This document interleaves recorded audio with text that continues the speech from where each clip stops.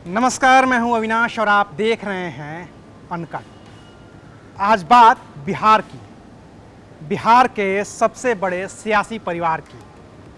आज बात लालू यादव के परिवार की कि क्या वहां सब कुछ ठीक है। ये सवाल इसलिए उठ रहा है क्योंकि तेज प्रताप यादव ने एक बार फिर से अपने बागी तेवर दिखा दिए हैं और इस बार तेज प्रताप यादव की बगावत आरजेडी के ही सबसे बड़े कद्दावर नेता जगदानंद सिंह के खिलाफ दिख रही है और इसके अलावा उनकी बगावत तेजस्वी यादव के सियासी सहयोगी संजय यादव के खिलाफ दिख रही है। और इसकी वजह से अब लोग ये सवाल उठाने लगे हैं कि क्या तेज प्रताप यादव और तेजस्वी यादव में सब कुछ ठीक है। अगर ये ठीक है तो कितना ठीक है, और गड़बड़ है तो कितनी गड़बड़ है। इसको जानने के लिए आपको चलना होगा साल 2015 में।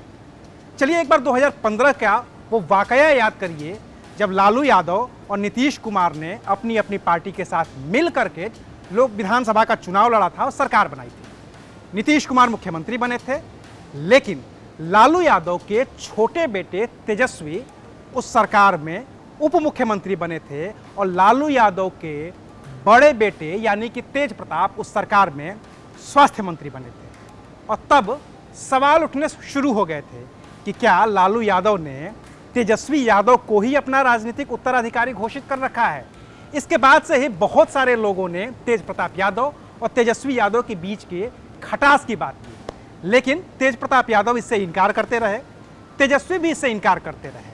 वो लगातार इनकार करते रहे, लेकिन उनके जो करीबी थे वो इससे इकरार करते रहे कि हाँ कुछ तो गड़बड़ है। लेकिन बात आती जाती रही, होती रही। लेकिन जब और सबसे बड़ी खटास तब बढ़ी जब तेज प्रताप यादव की शादी टूटने के कगार पर आ गई। ऐश्वर्या की जो शादी टूटी उस पर बहुत सारे आरोप ऐश्वर्या ने लगाए थे लालू यादव के परिवार पर। राबड़ी देवी हों, मीसा भारती हों, तेजस्वी यादव हों, तेज प्रताप हों, सबको उन्होंने लपेटे में लिया था और उस वक्त वो परिवार बेहद बुरी तरह से फंसा था। और उसके बाद फिर से कयास लगाए जाने लगे थे कि इस परिवार में सब कुछ ठीक नहीं रह गया है और ऊपर से जो दिखता है अब वो वैसी बात नहीं रह गई है। इसकी सबसे बड़ी मिसाल देखने को मिली साल 2019 के लोकसभा चुनाव में, और वो भी तब जब तेजस्वी यादव पे सब कुछ दांव पे था। तेजस्वी यादव को ही आरजेडी का सब कुछ बना दिया गया था। उस वक्त तेज प्रताप यादव ने कहा था कि मैं कृष्ण हूं और तेजस्वी मेरा अर्जुन है। इस बात को वो बार बार दोहराते रहे हैं, लेकिन याद करिए 2019 का वो वक्त कि जब उन्होंने ये कहा था।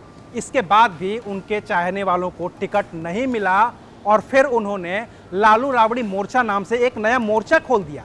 अपनी पार्टी से अलग हट करके वो एक मोर्चा बना करके लोकसभा चुनाव की तैयारी करने लगे। नतीजा क्या हुआ सबको खैर पता है, लेकिन वहां भी समझौता तेज प्रताप यादव ने कर लिया था, धीरे धीरे कर लिया था। लेकिन अभी जो हाल के दिनों में हुआ है उसमें तेज प्रताप यादव फिलहाल झुकते हुए नजर नहीं आ रहे हैं। राष्ट्रीय जनता दल के प्रदेश अध्यक्ष हैं जगदानंद सिंह, लालू यादव के बेहद करीबी माने जाते हैं और यही वजह है कि तेजस्वी भी उन पर भरोसा करते हैं। लेकिन गड़बड़ तब शुरू हुई जब जगदानंद सिंह ने जो युवा आरजेडी के नेता थे आकाश यादव, उनका निलंबन कर दिया और इससे तेज प्रताप यादव जगदानंद सिंह पर भड़क गए। कहने को तो वो उनको चाचा कहते थे, कहा भी चाचा, लेकिन बहुत गंभीर शब्दों में कहा। क्या कहा जरा एक बार सुन लीजिए, फिर आगे बात करते हैं। जो विरुद्ध जाता है हमको कष्ट हो जाता है। अगर इनके ऊपर जगदानंद सिंह जी के ऊपर अगर कार्रवाई नहीं होगा तो हम कोर्ट तक जाने का काम करेंगे इस संविधान को लेकर। हमेशा बोला कि तेजस्वी मुख्यमंत्री बनेंगे, तो इन लोग को लग रहा है कि किस तरीके से इन लोग की जो कृष्ण और अर्जुन की जो जोड़ी है किस तरीके से तोड़ी जाए। इन लोग का मेन मकसद यही है। और तेज प्रताप सिर्फ जगदानंद सिंह पर ही नहीं भड़के, तेज प्रताप यादव संजय यादव पर भी भड़क गए। और ये संजय यादव कौन है? राजनीतिक हलकों में यह कहा जाता है कि अगर आपको तेजस्वी यादव से मुलाकात करनी है तो उनके घर का रास्ता संजय यादव के जरिए ही होकर जाता है। यानी कि संजय यादव तेजस्वी यादव के राजनीतिक सलाहकार हैं और सोशल मीडिया पर तेजस्वी यादव की जो छवि गढ़ी गई है उसको बनाने में उनकी भूमिका रही है। रहने वाले हरियाणा के हैं, लेकिन काम वो बिहार की राजनीति में करते हैं, तो इसकी वजह से लगातार उन पर आरोप लगते रहते हैं। और तेज प्रताप यादव ने तो यहाँ तक कह दिया कि मैं तो अपने भाई से मिलने आया था और संजय यादव की वजह से मेरा भाई मुझे छोड़ करके दिल्ली चला गया। तेजस्वी से मेरी बात चालू ही हुई है तो इस संजय यादव आकर के कौन हमको रोकने वाला? हम तेजस्वी से जब हम बात कर रहे हैं इस मैटर पे तो संजय यादव हमको आकर के रोकने का काम किया है, बीच में इंटरप्ट करने का काम किया और तेजस्वी को लेकर के चला गया है।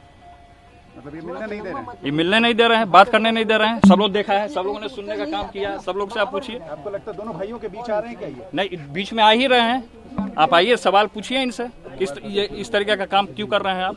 जो सच्चाई होगा, चाहे अंदर में जो सच्चाई होगा, हम मीडिया के बीच में रखने का काम करेंगे। हालांकि वो रक्षाबंधन का त्यौहार था तो तेज प्रताप यादव भी आए, तेजस्वी भी आए, सब लोग दिल्ली आए, अपनी बहनों से मिले, मुलाकात की। लेकिन सवाल अपनी जगह पर अब भी कायम है कि क्या लालू प्रसाद यादव के परिवार में सब कुछ ठीक है।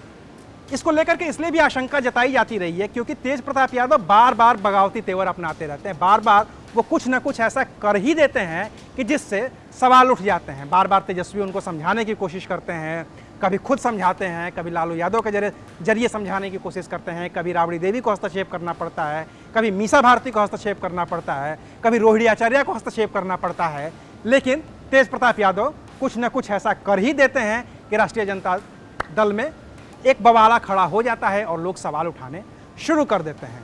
और इसका सबसे ज़्यादा सवाल उठाते हैं विपक्ष, जो लगातार ये पूछ रहा है कि लालू यादव के परिवार में सब कुछ ठीक है या नहीं है। हालांकि तेज प्रताप यादव खंडन भी कर देते हैं कुछ देर के बाद। तेज प्रताप यादव बार बार अपने को कृष्ण और तेजस्वी को अर्जुन बताकर ये कहते हैं कि बात खत्म हो गई है, लेकिन वो बात खत्म नहीं होती है, वो बात अंदर ही अंदर सुलगती रहती है और कभी न कभी तेज प्रताप लावा बनकर फूट पड़ते हैं और लोगों को मौका मिल जाता है सवाल उठाने का कि क्या लालू प्रसाद यादव के परिवार में सब कुछ ठीक है या नहीं है। ये आने वाला वक्त बताएगा और जो होगा वो हम आपको बताते रहेंगे। तब तक देखते रहिए अनकट। शुक्रिया।